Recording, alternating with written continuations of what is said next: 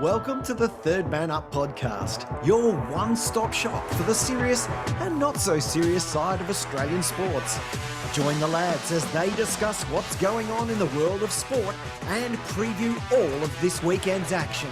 Now, here are your hosts, AFL media superstar Peter Spida Everitt and the world-class amateur Brody Burrows. Yes, welcome back to the Third Man Up podcast. I'm your co-host, Brody Burrows, and with me is the absolute legend, Peter Spida Everitt. How are we doing, Spide? I tell you what, how are we going? You must be on top of the wires. How good was this weekend? Gather round. I know so many people have spoken about it. If you followed the footy in any part, any form, you would have seen Adelaide absolutely buzzing. It's probably the proudest moment Adelaide's had. And to me personally, and I was really excited over the weekend. They kept it to the last moment. But them celebrating and saying that they're going to have it in Adelaide for the next 3 years, absolutely 100% deserved to. It would have been disappointing if it went anywhere else. So well done. I know we're not going to say this too often. Well done to Adelaide and South Australia. Nah, it was a great weekend. I had the pleasure of being over there and covering a few of the games and the atmosphere around town. I know we talked about it in the lead up. It was going to be like the Olympics coming to town, and it was just that, going to a pub or going to a cafe. There was celebrities, there was AFL players, there was kids coming up. It was just excellent, and well done to the South Australian government, the AFL, all the clubs as well for being so inviting, running clinics in schools. It was honestly one of the best weekends, probably one of the best minor rounds in the history of the AFL, I'd say. Yeah, absolutely. And I've seen it in the NRL, and it worked fantastic. And when the thing that the AFL did different to the NRL was actually make it a festival of football. Every day they had something on. They had, launch parties, they had media conferences, they had everything you need, and they had a massive build-up and a massive week. And it was fantastic. And as I said, I watched from afar, but I loved every moment of it. And everyone was nice and casual, laid back, cruisy, and just loving what we love, and that's AFL footy. So a great celebration of the gathering. It was, and I think it was highlighted. I was covering the Norwood game on Friday afternoon between Freo and Gold Coast, and at halftime, all the little tackers run out there and they have a kick of the footy, and looked up and thought, oh, that goal umpire looks a little bit familiar. And it was Hamish McLaughlin out there and watching his kids play, and up the other end was his daughter goal umpiring up the other end. Really? Yeah. So that's awesome, and that's what we love about football. And just to see it at Norwood, it was great. I know how much that would have meant for the football club and the local community around there. So yeah, absolutely, it was good to watch. But as they say, you know what? It's another week in footy now. That's gone, done and dusted. It is, and next week we'll be shaping up for a big one, but we'll get into that a little bit later.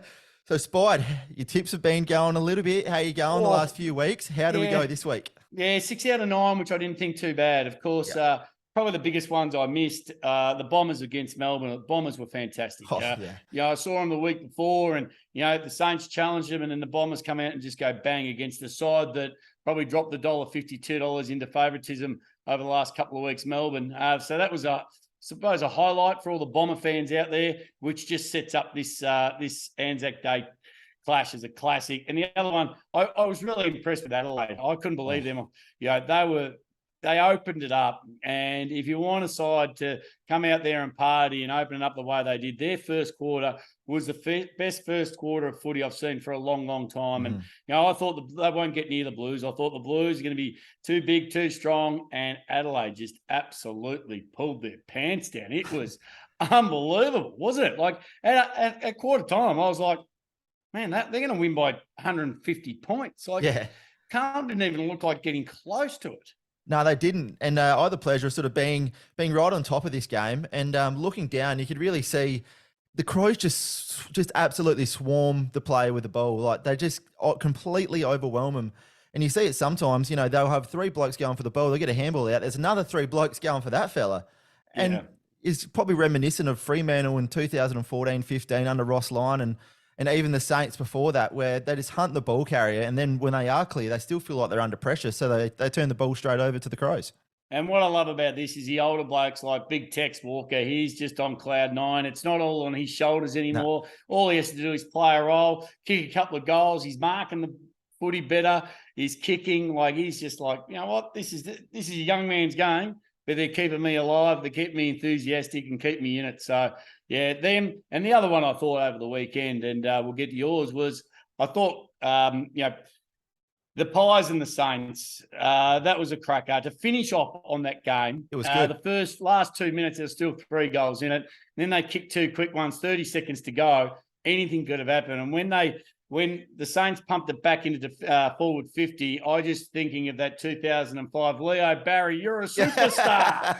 And I was like, Owens, you're a superstar. I was waiting for him to mark it, and it wasn't to be. But you know what? I just pumped with one that, the Saints were able to stick with them. I thought, Collingwood, the way, you've looked at the year and how everything's unfolded, they were going to be a 4 or 5 goal better side, but they weren't, which was fantastic. And then you watch, players like Nick Dacos and, these guys, just firm up their Brownlow favouritism. So probably they're the 3 highlights out of the weekend for me. Yeah, just on Nick Dacos, I saw a few comments, gathered another 42 disposals and 850-something metres gained. And there was still some people online saying, he's not getting the contested ball, but you don't take your Ferrari out forward drive and do you, Spide? No, absolutely not. And you don't need to. Exactly right. Everyone's got their role. Everyone plays a role, and that's their job. And, if you've ever heard the Sydney Swans talk about, playing your role, that's exactly what they do. And Collingwood's just doing that. You don't need to. He doesn't need to take screamers. He doesn't need to hit the ball out of the ruck either. He needs to get the ball on the outside, use it well, and get meters gained. So, yeah, well done. It was great to watch. It was a great Sunday out there. It was. And just on this one, he's had the pleasure of being at this game. And I reckon for someone who's not from South Australia, Tom Papley has just become one of South Australia's favourite players. I reckon he ran around half of South Australia high-fiving everyone. It was absolutely fantastic. Absolutely. Well, we've got some stats. The fastest man on the ground is Gary Rowan. Mm-hmm. So I think his fastest speed something like 39.7 Ks. Yep. Until Papley kicks a goal and he ups it to about 65 k's an hour as he runs around the boundary. He'll get whiplash one day by running around. He's a freak and his tongue's out and he looks and he points to the crowd. But you know what? That's what we love about footy. When players can own their goals and, that adrenaline's running and they just say, this is showtime. This is me. I love this moment in football. So, yeah, Tommy Papley, how good is he? Oh, he was excellent over the weekend. And one moment that really stood out to me, it was in torrential rain after the game, Port Adelaide versus the Bulldogs. And Ken Hinkley's walked up to Jason Horne-Francis, and it was like a father-son embrace, you could really see after the game. And in speaking to the press conference, I've just got a little bit of, just a little bit of a clip, which I'll play here. Some challenges. I mean, Jason Horne-Francis is 19. Some part of it's really annoying me about the way people are treating him. It's annoying me. He's never going to play 4 quarters every week. He's 19-year-old. If you're treating my 19-year-old son the way some people have treated him, I'd be embarrassed by my performance if I was those people. A lot of those Sack Hinkley fans have gone quiet. That was just brilliant to hear someone standing up for their own player. And I know you've got a young fella that's probably going to be coming, or you might come into the AFL system in a few years, Spide, and you'd love to hear that from your coach if they were coaching your son, wouldn't you? Absolutely. And we've seen, unfortunately, instances like this drive players away from football. Mm-hmm. And, and I think we're going to touch on it shortly about, social media and those players, sitting behind a computer screen, but even those booing in the tens of thousands or, the pack mentality. It's just not right. These players, go out there. That's their job. We don't walk into your fish and chip shop, or we don't walk into you serving, stacking shelves in a supermarket or being a mechanic and bring all our mates and boo you and yell and scream and abuse you. They're there to entertain. Go and watch the players. If you don't like players, that's fair enough. You don't have to boo them. You can be as a team and, support and still follow the team and the players you love. So, yeah, Ken Hinkley's an absolute jet. And look, you know what it is? It's just jealousy as well, because that kid can play. And as you say, only at the age of 19, he's got another, 12, 15 years in the game. So hopefully they knuckle down, get that out of the game and move on, because we don't want to see situations like we saw with Adam Goods and a few others where they end up walking away from the game. Exactly. And unfortunately for Goodsy, hopefully he's back in the football world soon, but he's still taking his time, but hopefully he'll be back soon. He'll be back, Goodsy. He'll be back. But Norwood Oval, I thought this was an absolute cracking game. Not sure if you watched it on Sunday, Spide. GWS just got over the line the last couple of minutes against the Hawks. How good was that? I'm a massive fan of GWS. I have been. I've got them over the line. I said, yep, they are only just, but you know what? They've been a side that have got enough talent. I don't think they've got the depth of talent they need right now. They probably need, that bottom tier of players coming up. But when you've got Toby Green and Coniglio and Himmelberg, that grab at the end to take that, go back and slot it with only seconds and to win them the game was just fantastic. But Toby Green, you've got to play players on him. If I was a team out there, I would be redrafting Stephen Baker to come back or Cameron Ling and say, boys, get yourself fit, because the only way you can beat GWS, if you take Toby Green out of the contest, you're 95% of the way there. Tell you what, I reckon Himmelberg will be 1 and 2 in the mark of the year at the moment. If he spends any more time up in the air, he's going to have to get himself a frequent flyer card. Yeah, sign up to Virgin and Qantas and all of those. But Jeremy Howe out, so he's normally our go-to for the mark of the year, and we're just waiting to see Shai Bolton jump up and take one. He'll be there before the end of the year. But when you're 1 and 2, you just wish it was the old time where you used to win a car. But then they'd make you auction off the car and donate the money to the footy trip. So it's like, you can't win either way. Exactly. And this one here, I'm not sure we've ever had an injury like this. Chad Wingard subbed off with a severed tongue, Spida. That's it. I'm trying to think of the worst injuries I've ever heard of. And the only other ones I can think of, remember Darren Creswell, the SCG, had his knee patella pop out? Yes. Yep.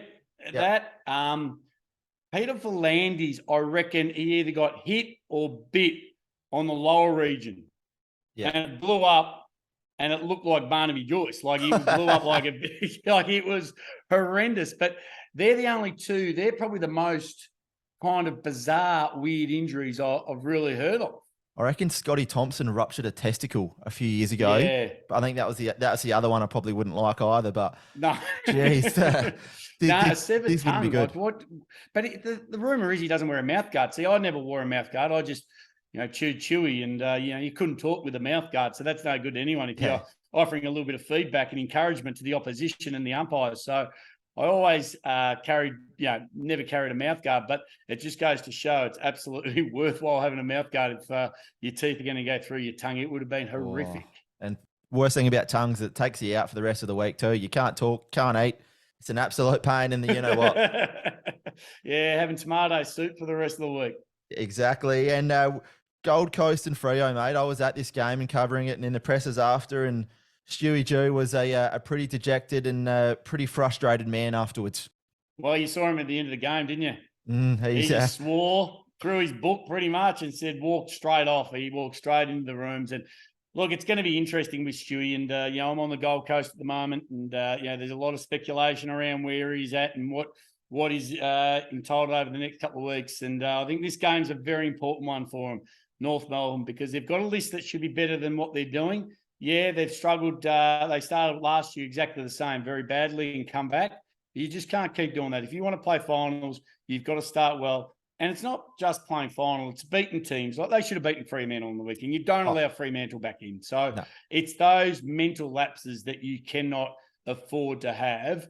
And, unfortunately, when you're the head coach, you're the first one they look at these days because they've got to sustain their playing list here on the Gold Coast.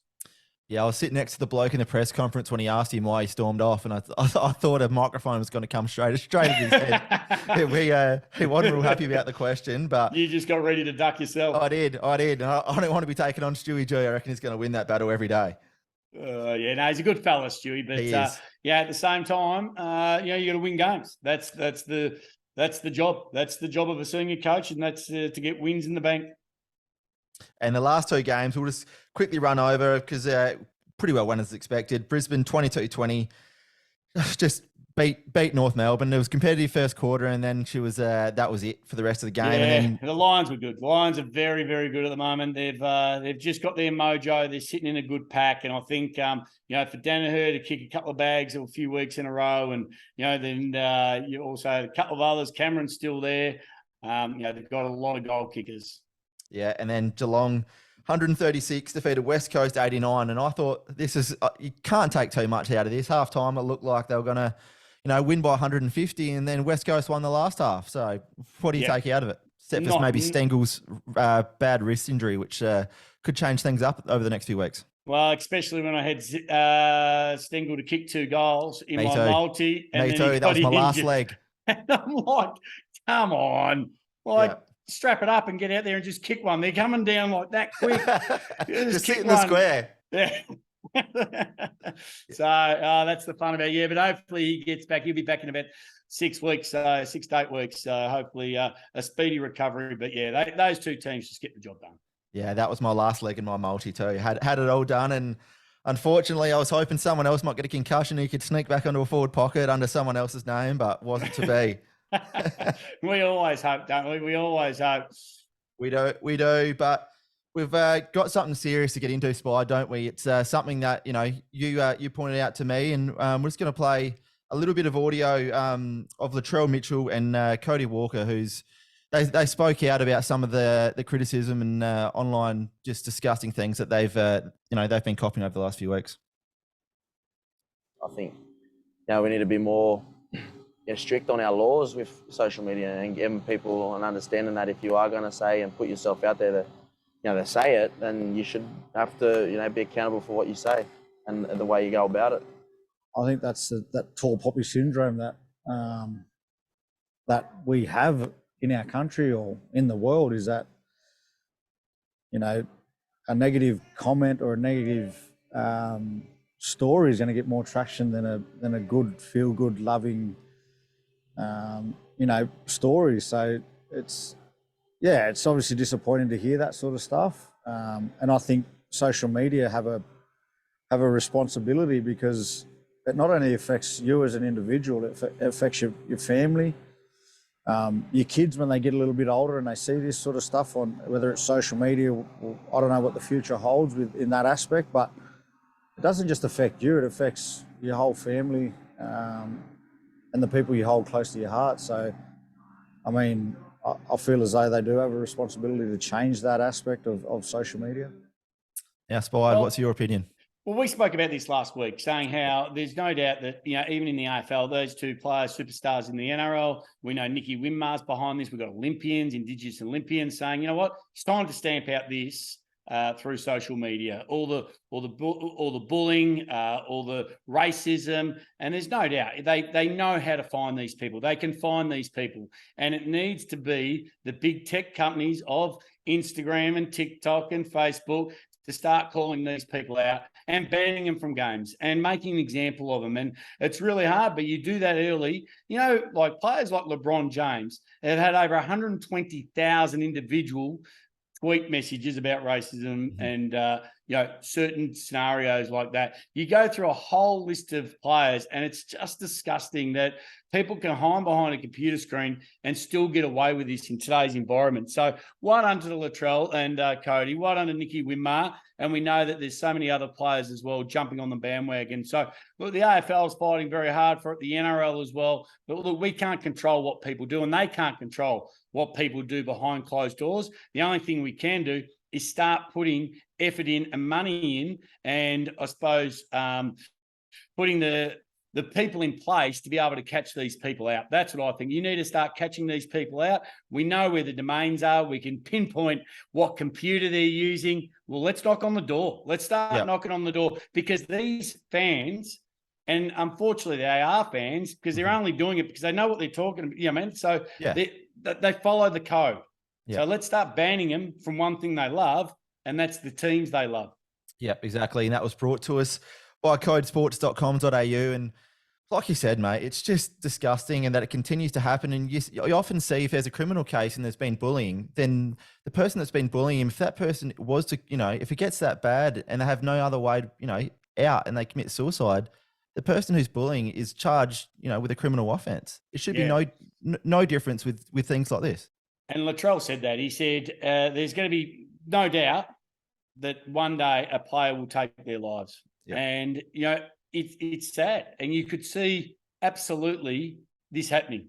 And that's the sad reality of it, is that It is that harsh, and education is a key, and I think we need to absolutely bring that through more in schools and around other football clubs, local football clubs, community football clubs. That it will happen, which is really, really sad. So well done to the boys for standing up. I know that the NRL and the AFL and the Olympians and every other code are united behind them. I think it's a weighted numbers thing. Let's all stand up together and let's stamp it out and really call out these people. Yeah, no, well put, mate. It's something that's it seems to be never ending. It's something that's every week, but the more awareness that comes, and hopefully things do eventually start changing. Absolutely. And you've got to, it's sad that you do have to bring reality. You have to bring it to the headlines, but that's the only way it's going to get attention and hopefully stamp it out. Yep. Well put, mate. Now, I know you're a little bit impartial to a bit of a dabble, on a weekend, and we've got absolutely. Let's have a little bit of a look. I got a few racehorses, and I love the old multis, and look, multis are good fun. They are, definitely. And at the moment, we've got as we do every week, the Brownlow tracker, and it's starting to heat up a little bit at the top here, mate. All right, who you got? Because for me, look, you can't go past Dacos, but you've got your own tracker. How's it looking at the moment? Because the odds are pretty juicy with Oliver. They are. So I've got him leading at the moment on 11 votes from a possible 15. So he's currently sitting at $7. Now, Nick Dacos, last week they were both sitting at $6.50. So he's been smashed in over the weekend after his 42 possession game, down to $4.50. So wow, he's favourite. He's favourite by a little way at the moment. Wow, I would never. Yeah, and look, deservedly so. They're winning games, and he's getting plenty of the football. So, and I think there's a little bit of a bonus in his contract too, isn't there? That $150K. Yeah, so like. He's got 250,000 reasons to make sure that he continues on. So that's a good little bonus. That'd be an amazing effort, second-year player to win a Brownlow. Yet there's a lot of footy still to go. What about Jeremy Cameron? Because he still keeps kicking big bags, and he's keeping Geelong in every game. He is. So I've got him in 4th. I've got Zach Merritt on 9, but he's obviously been cited for a bit of a sling tackle on the weekend. So his odds have been taken off at the moment, but I've got him in 3rd place on 9. Jeremy Cameron on 8. Last week he was at $26, and you and I both said that's good value. Get on it. That is absolutely good value. Well, we've brought it in, haven't we? My $5 each way has gone nuts. Yeah, so it's down to 15 now, and I mean he could have gotten votes on the weekend kicking 4 goals, but now this one here, a fellow we've got sitting in 5th, I've got him on 7, and I think that's being I've been a little bit careful. I'm actually a Freo supporter, so I haven't given him too many. But Caleb Sarong, I've got him on 7. He's won the Derby medal. He would have got an easy 3 votes on the weekend, and he's averaging 33 disposals for the year. He's at $51, Spide. What? Yeah, 51. There we go. That's our little bet of the week. That's our little side wager when he's travelling that nicely on a little bit of a each way bet. Top 3, you'd still get, over $6 for top 3. So absolutely, I like it. And Freo's just got to win a few more games. They weren't disgraceful over the weekend. They weren't awesome, but you can see that they're going to play a lot more games in home, which is going to suit them as well. It is. And just on home, obviously that was Geelong's last game on the weekend, where they won't be playing every second week at Geelong. So moving forward, I think I'd be watching them to charge over the next 5 to 10 weeks, mate. Yeah, it's going to be interesting because they haven't got the crowd in that they normally get. The stadium's been half pulled down there at HBA, or what is it, GMHBA? The Alphabet Stadium, I reckon, isn't it? Yeah, Alphabet. That's it. Alphabet Stadium. So it's normally a massive home ground advantage. So good luck to the Cats, but I don't know. I'll wait until we get to this weekend to tell you who I'm tipping. Yep, well put. And now, last week we left it to last minute. I reckon about halfway through the episode in prime time listening, we should bring out this week's version of Spider Bite. What do you reckon, mate? Oh, absolutely. Yeah. Look, for me, you go first. Yep. I better play the intro seeing as I busted the budget on it, mate.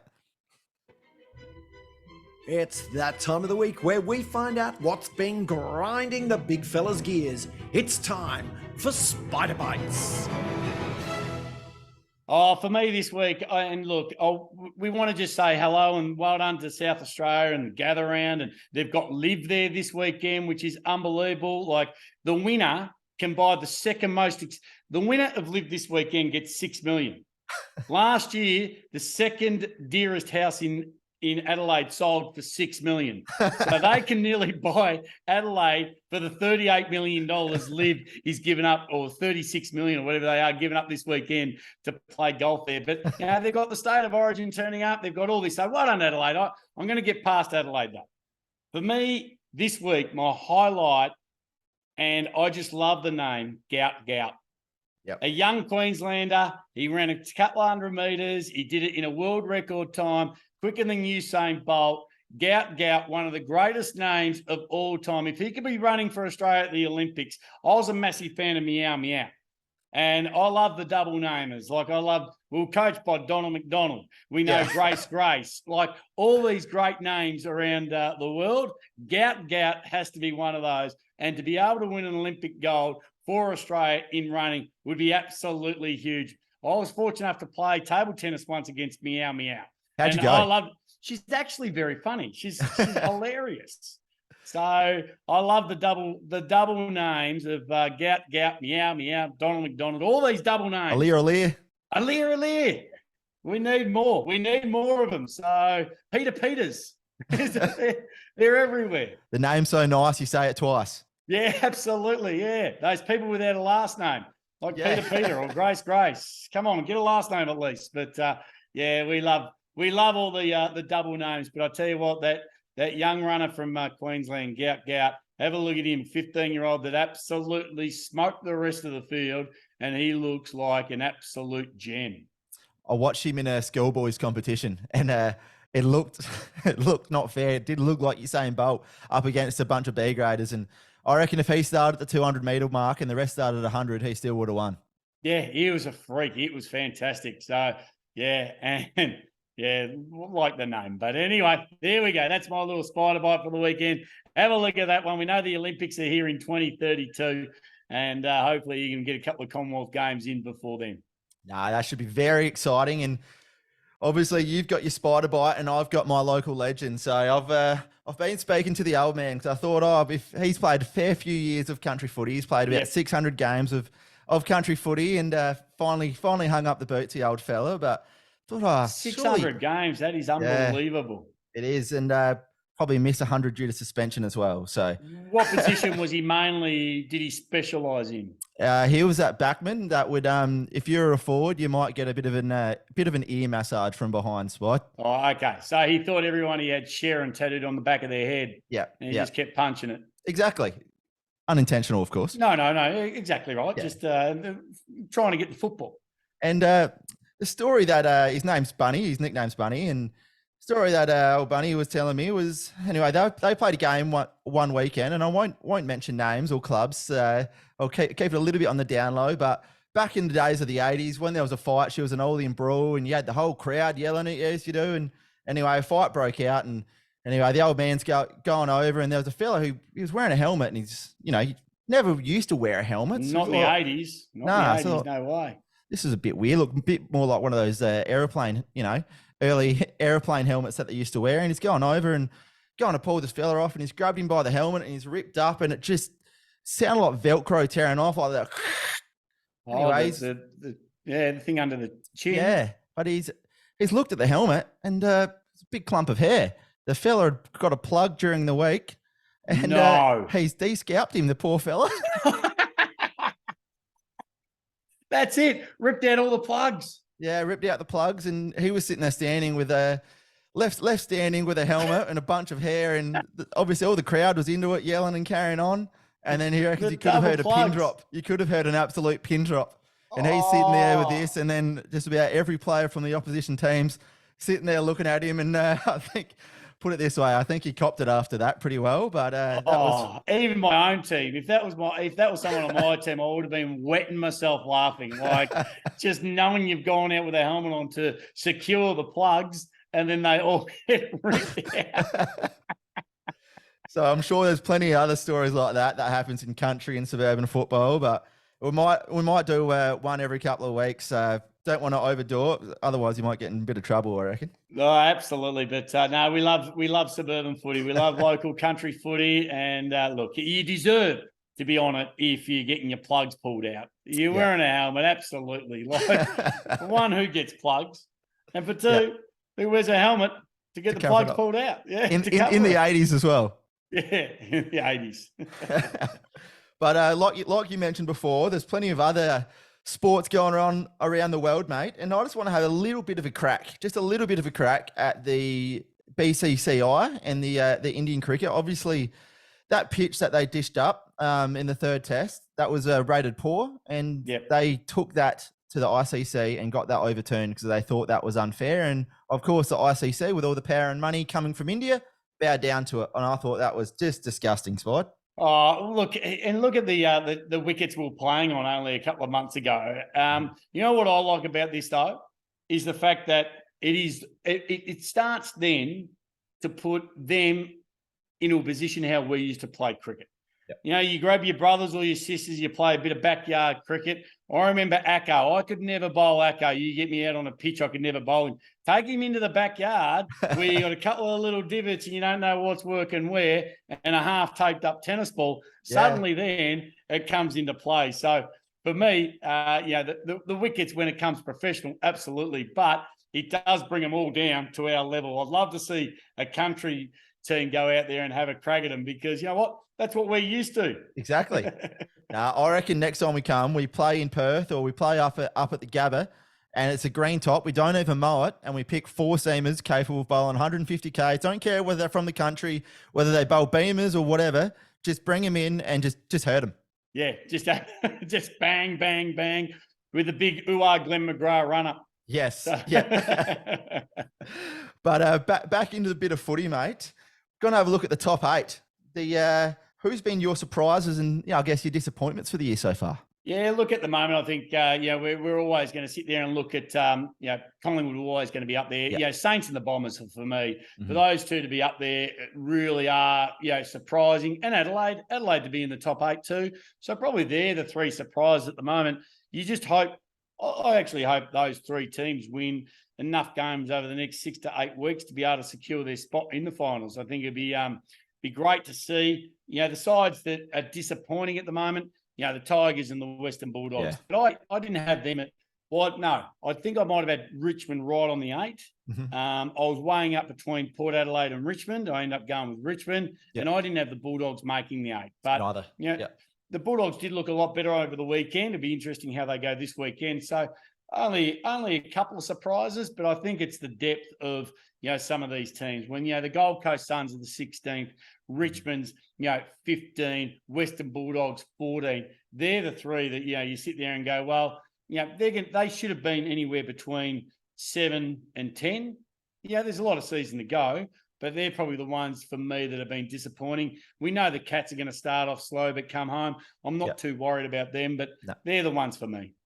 No, I've got to agree with you on those ones. And like I said, Crows were the one that's really surprised me. I was probably expecting them to go in maybe 1-4 to round 5, but to be 3-2, that's an excellent effort. And they've got some pretty winnable games ahead of them. But last year, they were actually winning the games, against the Geelongs and against the Essendons, but then they were dropping the ones that they shouldn't have. And that's one thing they did is they competed against the top teams, but the games that they probably should have won last year, they managed to find a way to lose.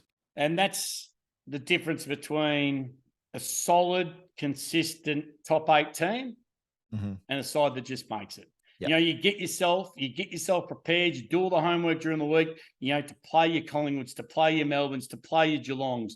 But then suddenly when you come up against a North Melbourne or a lesser team, a Hawthorn, you just don't, you might take less 5 minutes to do this, or less 10 minutes to do this. Oh, we won't focus so much on that. And then suddenly it all comes unstuck. So no matter where they are on the ladder, you got to give them the same respect. And that's what will give you a consistent win in the end. So absolutely, you're right there. And there's a few teams that, did struggle. There's a lot of games last year judged by under a goal. So, they're the ones you need to win. Yep. And I actually sat down, as I was driving back on the long 7-hour drive back to my hometown and thought, I'm going to do who I think is going to make the 8 from this period. And I did a little live ladder predictor. So who plays who and picked a winner for every game from now on. How many dim sims? Do you stop at the road pantry and get a couple of dim sims on the way or a burger or anything as you're mulling this over in your head? Yeah, you have to, mate. Otherwise, you're not going to be clear. So yeah, stop at Port Wakefield at Kipling's Bakery there and get a couple of pies, and then you get to Whaler and KFC's on the side of the road. It'd be rude not to. And then you get to Cow and Dirty Bird. Yeah, guys, to get a few wingdings and. But moving on, I did it, and number one, finishing the year, I had Brisbane at number one. Okay. Yep. Number two, I had Collingwood. Right. Number three, Melbourne. Yep. Number four, Sydney. Okay. In fifth, I had Port. Right. In sixth, I had Geelong. In seventh, I had Carlton. And in eighth is it's about 1% different between these two, and it's St Kilda and Adelaide. Yeah. You know what? I reckon if you'd done this, and maybe if you'd done the ladder at the start of the year, it wouldn't have changed much. Mm-hmm. You know, mate, I think your top seven are pretty solid. Yeah. Your top seven are pretty solid. It's going to be really interesting with as you say, that eighth position. St Kilda, Adelaide, there's a couple of teams there, even the Bombers at the moment. They only need a few more wins. Got them at Marvel. So, yeah, look, great concept. But, look, Brisbane, the Goods, finishing on top. Hey, they're a whole different team when it comes September. We know that. It hasn't been a win there for a while. I think there's a few Facebook pages going on about that, actually. But sorry, Bombers fans, we'll move on from that one pretty quickly and get into this week's games, I reckon. Absolutely. Here we go. No Thursday night game this week with Anzac Day on Tuesday. They've started it on Friday, and there'll be game Monday as well. So then otherwise it would just be 5 days straight of football, and people might be a little bit worn out by that. But Friday night... I don't know. I do love Thursday. Where would you prefer, Thursday night footy or Monday night footy? Well, with Tuesday, otherwise it sort of feel like I think the round would have ended Sunday night, and then there's another game on Tuesday. No, I think they've done it right. But in general, would you prefer to watch Thursday night or Monday night? Thursday by a long way. Yeah. Thursday by a long way. Yeah, I love Thursday, and it makes a weekend feel closer when you're watching footy no on one a cares Thursday about night. Friday, do they? It's like, okay, we got footy. Who cares what happens Friday? Yeah, better get a slab. Yeah. So Friday night, Fremantle and the Western Bulldogs, and this is a very important game for both sides. Yeah, absolutely. And I love the Bulldogs were great. Just Libba, Treloar, the Bont, just the depth of the Bulldogs will cover Freo. Freo were good, but they just haven't got the depth of what the Bulldogs have at the moment. So I know your man's wrong. You want him to get another 3 votes and bring him into, for the Brownlow. But I think the Bulldogs here, for me, I reckon they've just got too much depth. Those players between 15 and 22, too strong. Yeah, I'm going to have to disagree. I'm actually going with the Dockers in this one. I can't remember the last time that the Bulldogs have played 2 away games in a row. So it's a couple of weeks away from Melbourne, and it's Perth to Adelaide is actually, it's a decent flight. And I reckon the Dockers will get up here, and the dual ruck combo of Jackson and Big Sean Darcy. I actually saw him on the weekend at the Freo training session, and his face says he looks about 15, but his body he's about 7 foot and about 120 kilos, a big fella. That's Luke Darcy's young fella. He's a huge unit. He's a big unit. And I know he does a lot of running and a lot of activity outside of football to get himself up to speed. So good luck with him. But, for me, I'm going the Bulldogs and you're going Freo. I'm going the Dockers. All and right.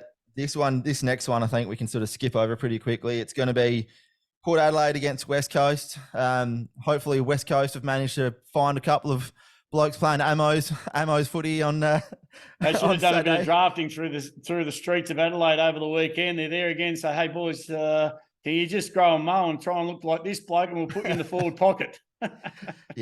Port were pretty impressive last weekend in pretty shocking conditions. And Zach Butters, I tell you what, if you find someone who's a tougher footballer in the AFL, I'd be very surprised. He throws his body where most people wouldn't put their hands. Yeah, and that's what you love about players like that. And that, you look at Ken Hinkley, you look at the conditions, they were putrid. But, the crowd was there. I saw the vision of yourself and, Never Tear Us Apart, that song. Like, it just inspires you. You just love it. That's what you love about football. I sent it to my young fella and said, look at this. Like, if you're running out on Adelaide Oval with that blaring, it's just such a good feeling. So, for me, Port, easy. So, if you're listening, Port Adelaide, you might be a chance to get Spida's young fella in the draft. I had to go to Port Adelaide when he was 4 and buy him a Port Adelaide jumper. That's the team he wanted. I was like, All are you right. serious? He goes, yeah. I don't know what it was. But anyway, I went in there and brought him a jumper. He's That's changed right. now, but that's when he was young. That's right. I'll pass that on to the boys. And next one, GWS versus Brisbane. Now, I know a lot of people will be going straight for Brisbane, but I think this one will be a lot closer than what a lot of people think. Oh, they're good. Brisbane are good. They are. You'll get a run with roll with Toby Green, somebody, and there's plenty of options they can run with Toby Green. Brisbane have got some really good players. You just put Zorko on him just to be annoying. Too annoying. Yeah, two annoying guys. They'll sit in the stands and just annoy each other for 2 hours. But it'd be good to watch. We know that much. But yeah, look, Brisbane, and it is at the Giants' home ground, so that kind of gives them a little bit of advantage. But I think they're in the mindset now, Brisbane. They're in that zone, and they're very, very good. So I don't think you're going to be able to get past Brisbane. They're not, but Sam Taylor, I just want to touch on him from GWS. So he's the number one ranked number one ranked one-on-one player in the competition. And I think on the weekend, he won 12 out of 6, like not just broke even as a defender, but he won 12 out of 16 one-on-one contests on the weekend against, I know the Hawks forward line isn't probably what it used to be, but to win 12 out of 16 contests as a backman, that is just unbelievable. Absolutely. And look, I can't wait to, about 6 or 7 more rounds to try and pick your All-Australian team, because as a defensive unit, you always get the accolades of the forwards, but the defenders don't get the accolades that they deserve. And, there's a couple there, young St Kilda player as well, who just week in, week out takes Wilkie. Yep, takes great marks, just sets them up. It's just really solid. So, yeah, absolutely. Good call. And, but you know what? One bloke cannot stop 8 Brisbane Lions blokes, unfortunately. Maybe Toby can go back there and try and annoy Charlie Cameron or something like that. So steal his motorbike. That would be a classic. I love that one too. Yeah, but now this one here, Geelong versus Sydney, back at the Cattery. Now this should be an absolute ripper grand final rematch. Yeah, look, I know there'll be a lot built up about it. The Swans want revenge, but you don't worry about any of that. This is a new year. Grand final day's been done and dusted. Geelong are in premium form. Best team for the year by far. New season, new time. I like the Swans here. I do like the Swans. I know it's going to be tough down there, but if there's one thing the Swans will pride themselves on, and I know I just said they won't worry about next year, but they won't want to get beaten. They will push everything they can to make this an absolute cracking game. They'll be hitting in hard. Have they got enough skill to beat such a good team? We know the depth of Geelong, but they've got a couple of injuries as well. They're not travelling the best, Geelong. They are going and they're winning games, where the Swans were awesome on the weekend. Mm-hmm. These players, Heaney and Papley and these blokes, started to get a feel of the ball, started to get a flavour, started to sit there and go, okay, it's time to start putting the foot down. So for me, I'm going to stick with Sydney just. Yeah, I'm going to go with the Cats, but if Sydney can, you see with Geelong at the moment that one quarter, they can have 8 or 9 goals scored against them that quickly. Like even West Coast managed to do it on the weekend with half a side, and it's just worrying. I know they're not there yet, and they don't play the best football in the first half of the season, but you still shouldn't be having that many goals scored against you by a West Coast side like that. And if they go off the boil for one quarter against Sydney, that 7 or 8 goals might be 11 or 12. Like they're a good side, and they've got great ball users. And I think you're right, is that if you play Sydney, you're playing 4 quarters of footy. Yeah. And Geelong really haven't put together 4 quarters of footy yet. So this is going to be a huge challenge for them at home. They'll reveal the flag. They'll do all that. But, for me, I'll still stick with the Swans. Yeah. Whether or not those key forwards from Geelong and Cameron and Hawkins can get a hold of them, I think that'll be the difference in the game. Yep. Well, we know the defensive is pretty strong, the Swans. So stick with Sydney. I've said it 3 or 4 times. I'm sticking. I'm not changing my mind. Hawks and the Crows down in Tasmania on Sunday. So Hawks are always probably a 4 or 5 goal better side down in Tasmania, aren't they? Yeah, absolutely. And, they really pride themselves on that. They make it a fortress away from home. I've checked the conditions because I thought, down in Tassie, have a look what the conditions are going to be like. It's going to be cold, but it's going to be sunny. So for me, then, that really does help the Adelaide Crows. Hawthorn have got enough good key players that, to make themselves competitive. But I don't reckon at the moment the Crows, just the way they play, you spoke about this right at the start, you can watch them from the stand and you just see the numbers getting to the contest like Collingwood, and then just blistering forward, just their pace of getting forward. And to be honest, they could have moved the ball a little bit quicker at certain times, Crows, and still blown, their side away over the weekend, Carlton. But Adelaide, MCG, Tasmania, wherever you want to play, I reckon the form Adelaide's in at the moment, it'd be really hard pressed to reckon the Hawks can beat them anywhere. It will be. And just want to touch, another bloke I had on 7 votes as well was Jordan Dawson. Since he's been your moved man, isn't he? Since he's moved into the midfield, he has been unbelievable. And like I said last week, if you're a forward, you can guarantee where the ball's going every second. It's going straight to your chest, not drilling into you, but just exactly how you'd like it. Yeah, big tech, licking his lips. But you're right. It's these players that get a chance, get an opportunity. And, there's been sides out there like the Gold Coast Suns who haven't given enough opportunity to other players to go through the midfield and then excel. They might be a half-forward flanker or a half-back flanker. Give them a chance in the middle. They can all run good times. They've all got engines. They can all play football. They're at AFL level for a reason. They're not just a half-forward or a half-back flank.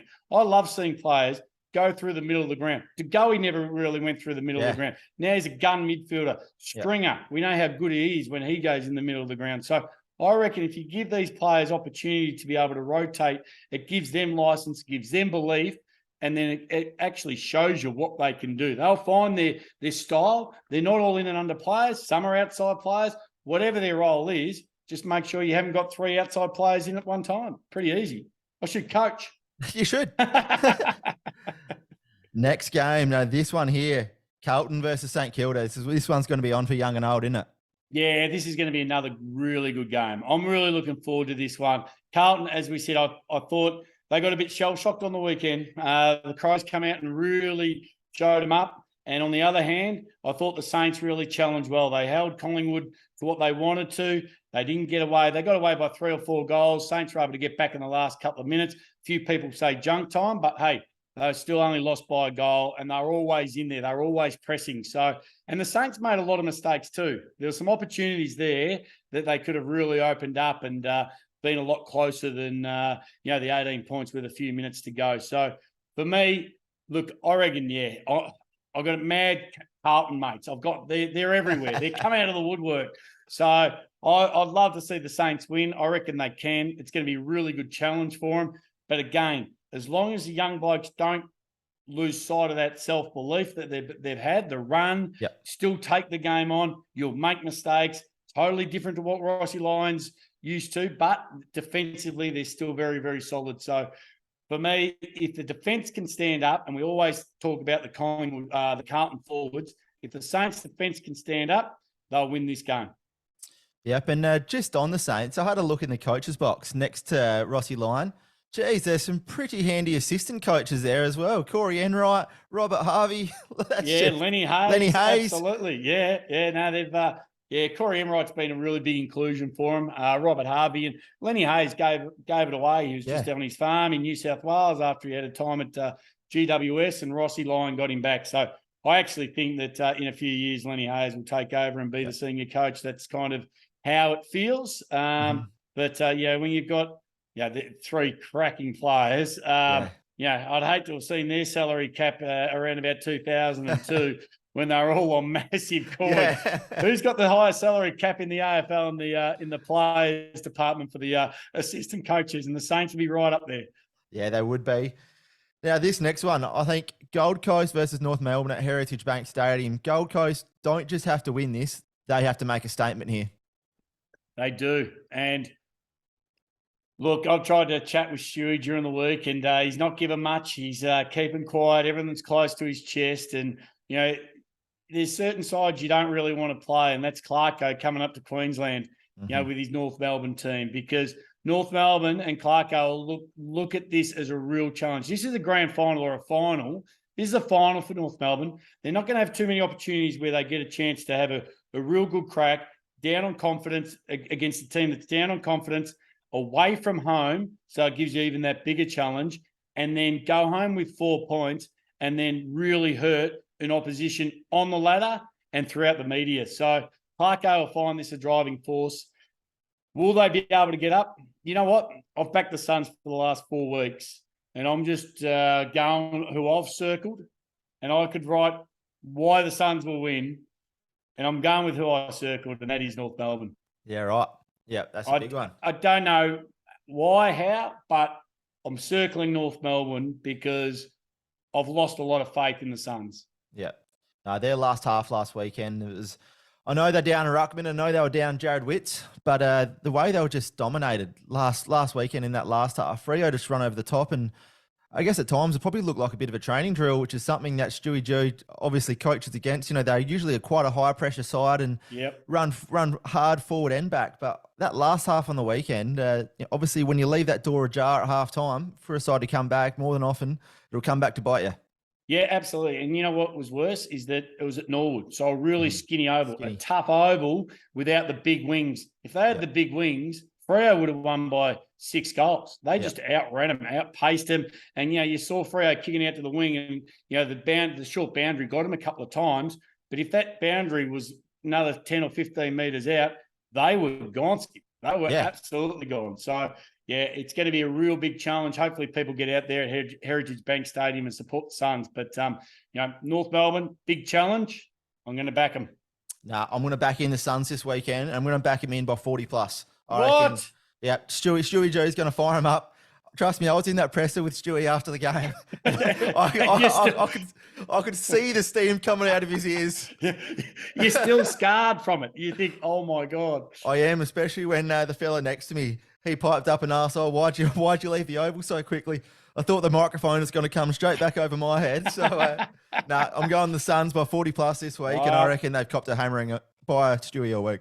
Oh, you're in with his inside scoop. You're in at the presser. We'll find out.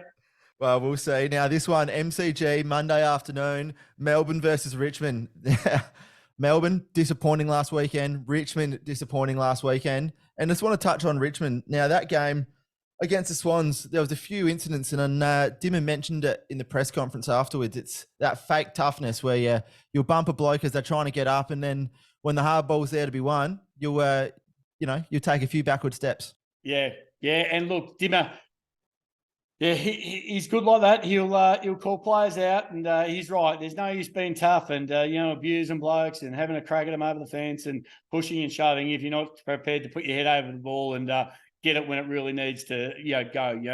When it's time to go back into a pack, you're the one's got to be ready to go. When you've got to fly and go, when you don't know what's coming either way, you've got to go. So, and that's what we've always known Richmond to be very, very good at. And they picked up players to strengthen that part of their game, but they've gone away from it. And no longer can you expect, Dusty just to lead everything and Cochin just to lead everything. It's time that some of these other players did put their hand up, and a challenge like that and a kick in the guts like that from the coach, absolutely, because he would have brought that up on Monday in the meetings and said, what about this?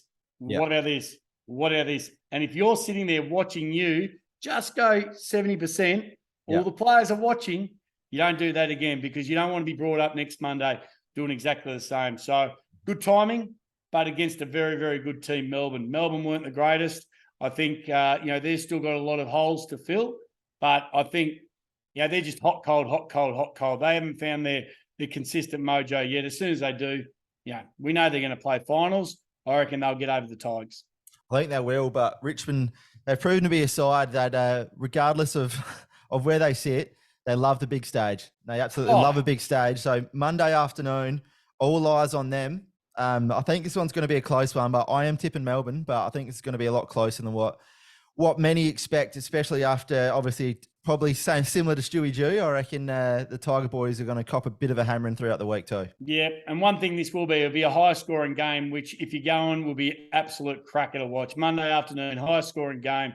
With we know Richmond can score quick and they can score fast, and we know that Melbourne, if you give them a half a metre in the middle of the ground, they're going kicking goals from 50. So love it as a lead up into the Anzac Day clash, but for me, stick with the Melbourne. Yeah, me too. And this one here, Collingwood versus Essendon, probably the biggest minor round game every year, isn't it? By far, it's such a good spectacle, and it's well done by the AFL every year. I've had a few people that go down to it and they just love it. Yeah, outside of the grand final, but this is bigger than the grand final as the day it represents and what it does for the community. And you see the Anzacs around the ground and just the way it's played out. The AFL do an unbelievable job. And every year when they have the minute silence and, they have the national anthems, you can hear a pin drop, and that's just the respect in how AFL do it so well. So it is, I would never change this game. It's going to be against these two teams forever. I love the tradition of football. I love this part of footy. Everybody watches, the lead up, the bounce. You know what I wish they did? I wish Channel 7 would put all on the previous ones beforehand, leading in to the big day. Or if they had an under-18 game beforehand or, another game there just to really fill out the day and make it even bigger. But getting to the game itself, look, the Bombers weren't disgraced over the weekend. The Bombers have, will give Collingwood something to think about. Obviously now a couple of challenges with the Dacos boys and, you've got a couple of injuries, Collingwood. So it'd be interesting to see if DeGoey pulls up and he ends up playing. But for me, I still reckon Collingwood's going to be too good. My check in these players. My check is a gun player. He is underrated. He's a great player. You got Darcy Moore down back, and they've just got a solid team. So I still reckon Collingwood will win. But I'd love to see, like St Kilda did, really challenge Collingwood, the Bombers, and just to show that they're pretty serious this year. Yep. Just a few things, like you mentioned earlier, that game before. How good would it be to see? Obviously, you've got all the Army, Navy, Air Force, an Army versus Navy and Air Force game. Obviously, that'd be just unreal to watch. Great idea. And it gets everybody in there a little bit early, and fans get there at 9, 10 o'clock in the morning. That's what we used to love about grand final day, was the lead up with the Army Reserve into the seconds into the grand final. Obviously, you can't do that, but I think something like that would be fantastic. Like, how good would that be? An Army Reserve game against all the Defence Forces. Now, this one here, I'm going to start a bit of a petition. Collingwood they go to the positions. Nick Dacos on a half-back flank. How good would it be for Jakey Stringer to just line up next to him as the siren starts off, and then they both split separate ways for the rest of the match? Yeah, absolutely. Yeah, you love seeing the big dogs go to the big dogs, and that's what crowds are built up for. That's what crowds want to see, even if it's only a little bit of theatre at the start of the game, but absolutely do it. And even if Stringer's getting tagged by someone else, Stringer, you go to Dacos, make it a 2-on-1, have one bloke by himself, get that merry-go-round going around, the crowd's on their feet, and then the umpire goes bang. We love it, don't we? Yeah, and then we forget about it the rest of the game, but I reckon that would be amazing viewing. Yeah, they should call it on Thursday night. Yeah, just get Brad Scott to call Craig McRae and just let them know, right, this is what we're doing, and then you can sort yourself out. But I reckon that would be a great choice. And who wins the Anzac medal? I was just about to ask you the same thing, Spide. Yep. So I'm going big Sammy Draper and the Bombers win. Okay. All right. Yep. Absolutely. Kicked a few goals over the weekend. The big men kicked 4 between them, I think, out of the first 5. Half. Him and Andrew Phillips. Yeah. So absolutely. For me, I'm going Collingwood. Yeah. And you know what? If DeGoey plays, I'm going DeGoey. Yeah, he's built for this, isn't he? He's prime. So I'm going to go DeGoey if he plays. If he doesn't, I'm going Jamie Elliott. Yeah.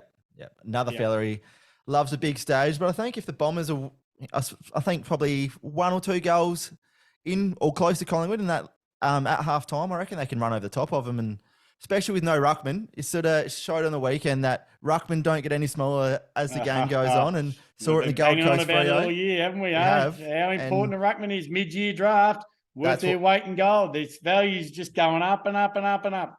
It is, and that's why I've gone with big Sammy Draper. I reckon he'll sneak forward after last weekend, and they've got some other key targets down there. So if he drifts forward, I can see him kicking 2 or 3 and racking up 30 or 40 hit-outs, the big fella. Oh, there we go. Draper for be great to see Anzac medal go to a ruckman. It'll be fantastic. So let's hope. Let's put a couple of bucks on him, and just for me, I reckon the Pies going to get the job done. Bombers have been up for a very long time, so let's wait and see. This is what we love about footy. We do. And what are your plans for the weekend, mate? For me, my young fella's coming back up. He lives in Melbourne. I live on the Gold Coast. So he's got the weekend off. So I'm in Melbourne on Friday night and then back here on the Gold Coast on Saturday. And I'm going to go and watch the Suns v North Melbourne. And bear in mind, he's a mad Carlton man, but he's got the box out there at Heritage Bank Stadium. So, look, if you're going to go to the footy, you might as well go with him. So we'll go early because Carlton will be playing. We'll watch that on the big screen. Yep. And then we'll see, hopefully, a great game between the Suns and North Melbourne. What about yourself? We got our local footy starting up. Our league started last week, but we had the bye, luckily. And, we'll rip into that this weekend. How will you boys end up? What team? So we're Lock. So my hometown, the Lockeroos. And I reckon we'll go all right this year. Got a few ex-locals returning to the club. And I'm probably more worried. My missus is coaching the A-grade netball. So as long as the netball goes all right, that's probably the more important thing for me. And on a Saturday night, just very quickly, what time would they wrap it up at the Lock Footy Club? Well, what time do they wrap the footy club up, or what time does everyone get to bed? There's a big difference between those two things. No, usually the club does the right thing and they close at the right time, but there's a fair few kick-on places afterwards, and then a fair few hungover boys still going, grabbing a dirty, greasy meal in the morning from the deli, and then some of them are just getting to bed, as daylight comes along. Gee, we love local footy, don't we? We love local footy. That's what it's about. No, that's it, mate. That's all we got time for this week, guys. We'll talk to you this time next week. Cheers. This has been the Third Man Up podcast. To hear more, make sure you follow and subscribe, or find us on Instagram, Facebook and Twitter @Australia Sports.